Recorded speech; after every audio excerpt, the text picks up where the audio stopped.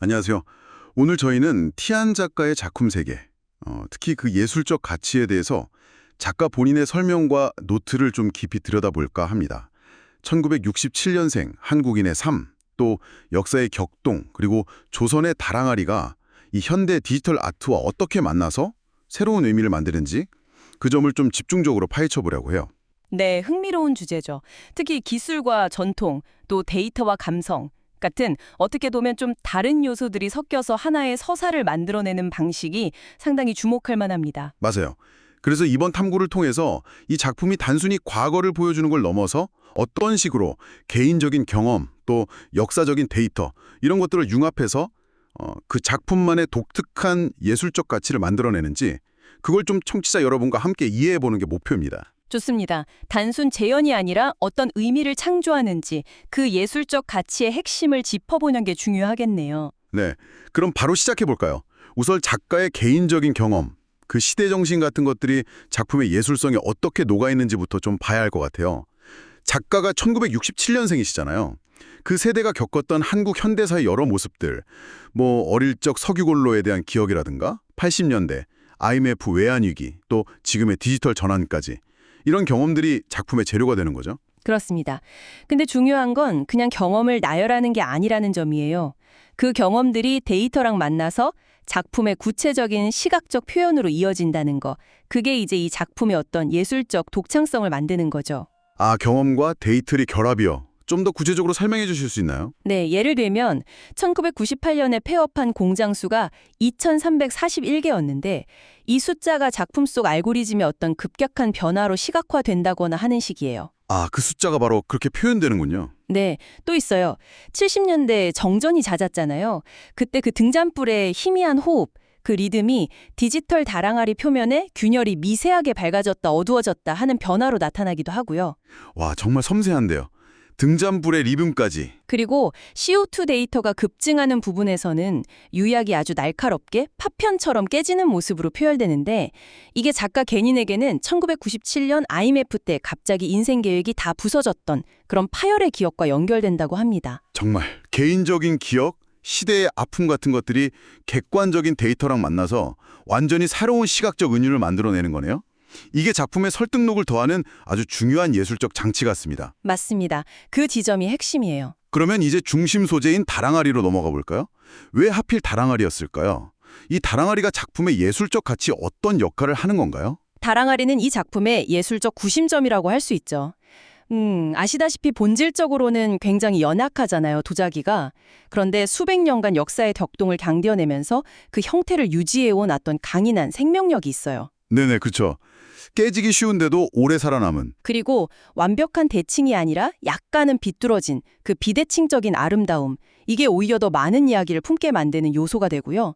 임진왜란, 병자호란, 일제강점기, 한국전쟁까지 정말 수많은 파괴와 재건을 지켜본 역사의 관찰자 같은 역할을 하는 거죠. 역사의 관찰자, 흥미로운 표현이네요. 여기서 주목할 점은 바로 그 역설입니다.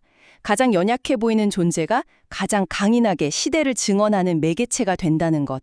단순한 유물이 아니라 상처를 기록하고 생존을 이야기하는 살아있는 상징으로서 작품 전체의 예술적 깊이를 더해주는 겁니다. 연약함 속에 담긴 강인함, 그리고 역사의 증인이라. 네.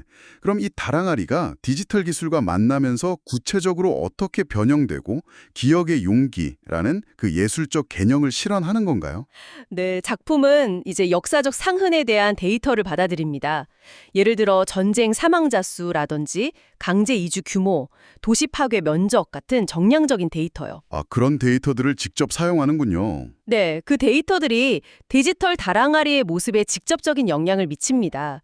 그 수치에 따라서 다랑아리의 균열이 가거나 형태가 좀 비틀리거나 표면의 빛깔이 흐려지거나 하는 식으로요. 데이터를 통해서 상처가 시각적으로 드러나는 거네요. 중요한 건 이게 상처를 숨기거나 예쁘게 포장하는 게 아니라는 겁니다.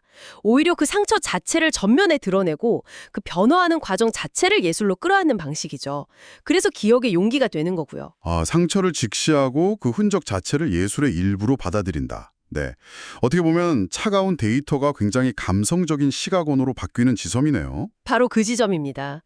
그게 예술적 변환의 핵심이죠. 상처 입고 다시 봉합되고 또 파괴되고 생성되는 그 반복적인 과정을 통해서 회복력이라는 것이 과연 어떻게 예술적인 형태로 나타날 수 있는지를 보여주는 겁니다. 과거와 현재, 전통과 기술, 현실과 추상 이런 경계들을 허물면서 새로운 의미를 만들어내는 과정 자체가 이 작품의 아주 중요한 예술적 성취라고 할 수 있어요. 그렇군요. 정말 깊은 의미가 있네요. 네, 종합적으로 보면 이 작품의 어떤 독특한 예술적 가치는 바로 이런 점에 있는 것 같아요. 역사적 사실, 정량적인 데이터, 또 작가의 개인적인 경험, 그리고 다랑알이라는 굉장히 상징적인 매개체.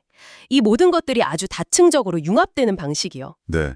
여러 요소가 하나로 합쳐지는 힘이 느껴집니다. 전쟁의 사면 같은 것들이 그냥 사라지는 게 아니라 디지털 아트라는 새로운 형태 안에서 다시 살아 숨쉬게 되고 다랑아리는 그 변화를 계속 기록하고 기억을 보존하는 말하자면 살아있는 아카이브가 되는 거죠. 그리고 궁극적으로는 작가가 이 작품을 통해 어떤 특정 지역이나 시대의 역사를 넘어서서 지금 이 시대를 살아가는 우리 인류가 보편적으로 겪고 있는 상처와 회복에 대한 메시지를 던지고 있다고 봅니다. 부서진 자리에서 오히려 새로운 가능성이 시작될 수 있다는 그런 시간적 회복력을 예술을 통해 보여주려는 의도죠. 기술을 통해서 과거를 잇는 게 아니라 오히려 더 깊이 끌어안고 미래로 나아가는 방식을 제안하는 거군요. 맞습니다. 그것이 바로 이 작품이 지닌 핵심적인 예술적 가치이자 메시지라고 생각합니다. 네. 오늘 티안 작가의 작품을 통해서 데이터, 역사, 개인의 기억들이 어떻게 하나의 예술 작품 안에서 이렇게 강력한 의미와 또 예술적 가치를 만들어내는지 함께 살펴봤습니다. 특히 다랑알이라는 전통적인 상징물이 디지털 기술과 만나서 상처와 치유라는 보편적인 이야기를 만들어내는 방식이 참 인상 깊었습니다. 네, 맞아요. 특히 상처의 흔적 자체를 어떤 부정적인 것으로만 보지 않고 그것마저도 미적인 요소로 끌어안음으로써 역설적으로 회복과 미래에 대한 희망을 이야기한다는 점. 그게 이 작품이 우리에게 주는 중요한 예술적 울림이 아닐까 싶습니다. 네, 오늘 이야기 참 흥미로웠습니다. 마지막으로 청취자 여러분께 이런 질문을 한번 던져보고 싶네요. 여러분의 기억 속에 있는 어떤 역사적 사건이나 혹은 지극히 개인적인 경험들은 오늘날의 기술과 만났을 때 또 어떤 새로운 형태의 예술적 표현이나 의미로 다시 태어날 수 있을까요? 한 번쯤 각자의 답을 찾아보시는 것도 재미있을 것 같습니다.